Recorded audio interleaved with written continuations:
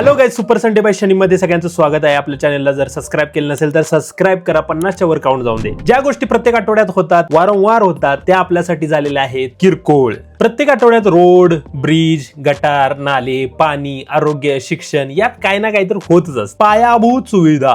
हे बघा, पटनामध्ये एक काका निवांत घरी चालले होते, पण गव्हर्नमेंट म्हटले की काका वेट अ मिनिट, तुम्हाला मारिओ गेम माहितीये का? मारिओ मध्ये कसं तो आत जातो आणि कॉइन्स कलेक्ट करतो, तसं तुम्ही पण साइड क्वेस्टला जावा इथून. यानंतर युपी मधून एक व्हिडिओ आला ज्याच्यात कन्स्ट्रक्शन साइटवर स्टीलच्या सळ्यांऐवजी प्लॅस्टिकच्या सळ्या वापरल्या जात होत्या. कोण म्हणतं भारतात इनोव्हेशन होत नाही? हे बघा, आमच्याकडे लवचिक ब्रिज तयार करून मिळतील. खड्ड्यात गाडी गेली की बाउन्स होणार. आपली गव्हर्नमेंट आपल्याला रिअल लाईफ व्हिडिओ गेम खेळायचा मोका देते. जगात कुठली गव्हर्नमेंट इतका लोकांचा विचार करते का? बघा, रस्त्याच्या मधोमध नाहीये, थोडा साईडला आहे, पण हँडपंप ठेवलेला आहे. आता उन्हाळा सुरू होणार आहे, लोकांना पाणी प्यायची सोय व्हावी. तिथून घेऊन लोकांना दिसणार नाही ना, अरे कुठं आहे पाणी प्यायचं आहे, मला तहान लागलं. अरे रोडवरच आहे, डोंट वरी. की ऍक्सिडेंट होत आहेत, कुठे पण होत आहेत, कसे पण होत आहेत, लोक कुठेही जाऊन गाड्या ठोकत आहेत. म्हणून हा एक स्पॉट तयार करण्यात आलेला आहे. इथे मला वाटते काही दिवसांनी बोर्ड पण एक लावतील की इथे गाड्यांचे ऍक्सिडेंट करून मिळतील, तुमची गाडी लवकरात लवकर इथे घेऊन या.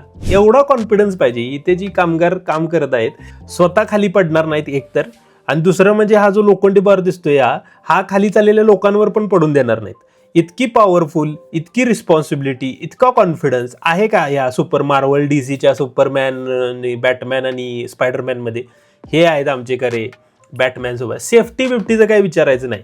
Helmet, harness, human right violation असलं फालतू गोष्टी इथं विचारायचं नाही. एक स्टिंग द्यायचा, एक विमल द्यायचा, बेस्ट कॉम्बिनेशन, फुल पॉवर, फुल एनर्जी. हा जो ह्युमन रोबोट दिसतोय आपल्याला, कारण आता आत्माच राहिलेला नाहीये या व्यक्तीमध्ये.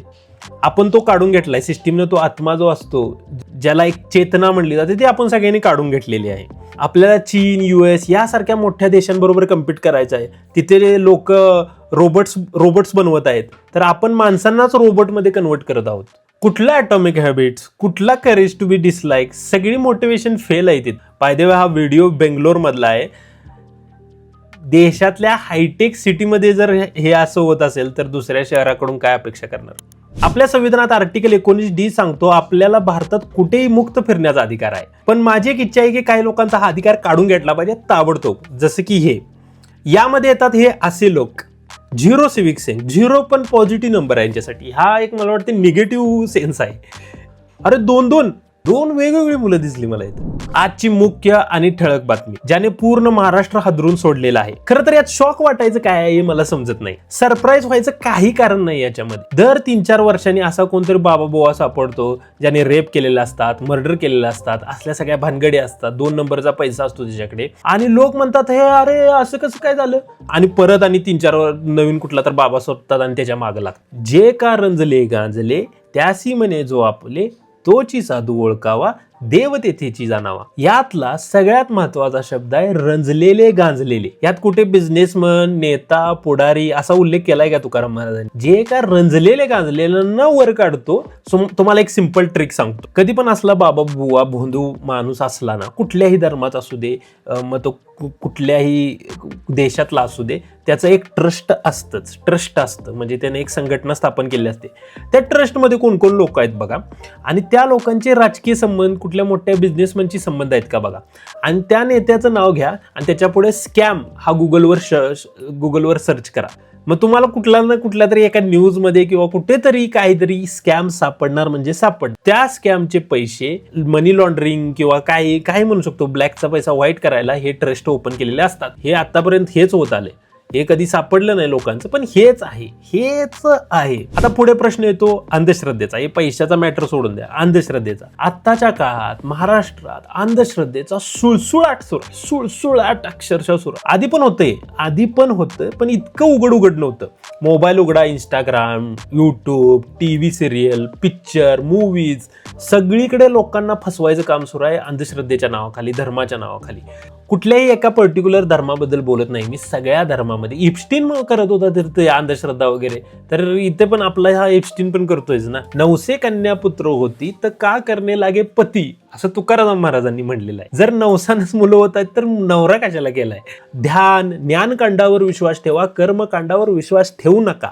शॉकिंग फॅक्ट काय सांगा. शॉकिंग फॅक्ट आहे की ह्यात मोठमोठे अधिकारी, जे इतकं आपण म्हणतो यांचं शिक्षण वगैरे झालंय, हे अधिकारी पण आहेत, त्यांच्या बायका घरातल्या वगैरे या गोष्टीमध्ये अडकले. मला कळत नाही अधिकारी व्हायची म्हणजे इतका दर्जा घसरला की 10वी पास वगैरे लागतं का अधिकारी व्हायला कुठला पण.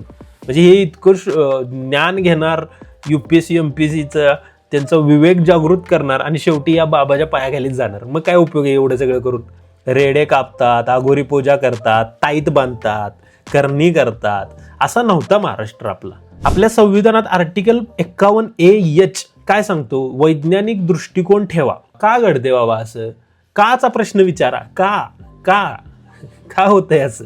पण हे शिकलेले अधिकारी जर असे घुसत असतील या सिस्टीम मध्ये, कोंबून जर अधिकारी जर जात असतील, शिकलेले आपण यांना म्हणतो, सो कॉल्ड शिकलेले म्हणतो, तर काय उपयोग. या माणसाचं नाव कॅप्टन अशोक थोरात. मुळात या नीच माणसाला कॅप्टन म्हणू नका. कॅप्टनीचं रिस्पेक्टिव्ह पदवी आहे आपल्या आर्मीमधली.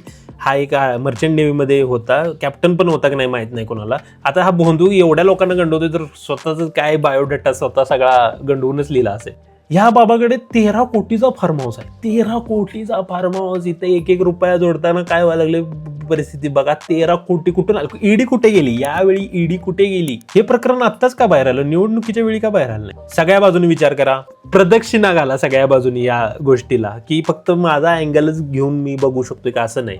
की सगळ्या पक्षाचे सगळे नेते, सगळी विचारधारा याच्या पुढे झुकलेले आहे.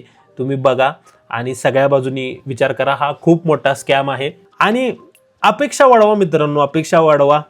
प्रत्येक वेळी शॉक होत जाऊ नका. हे एक्सपेक्टेड आहे या समाजाकडून. गुटखा खाणाऱ्या समाजाने कॅन्सर झाल्यावर शॉक होऊ नये या मताचा आहे मी. त्यामुळे आता शॉक होऊ नका. असे जर अजून कुठले बाबा असतील, बुवा असतील, तर यांच्या विरोधात हीच वेळ आहे आवाज उठवण्याची. महिलांना तर स्पेशली सांगतो. भरपूर सारा बाबा बुवांचा सुळसुळाट येथे आहे महाराष्ट्रात आणि आपण UP बिहार केलेला आहे महाराष्ट्राचा. तर असा होता आठवडा. तुम्हाला काय वाटलं तर कमेंटमध्ये लिहा. व्हिडिओ आवडला असेल तर लाईक करा आणि चॅनलला सबस्क्राईब करा. धन्यवाद.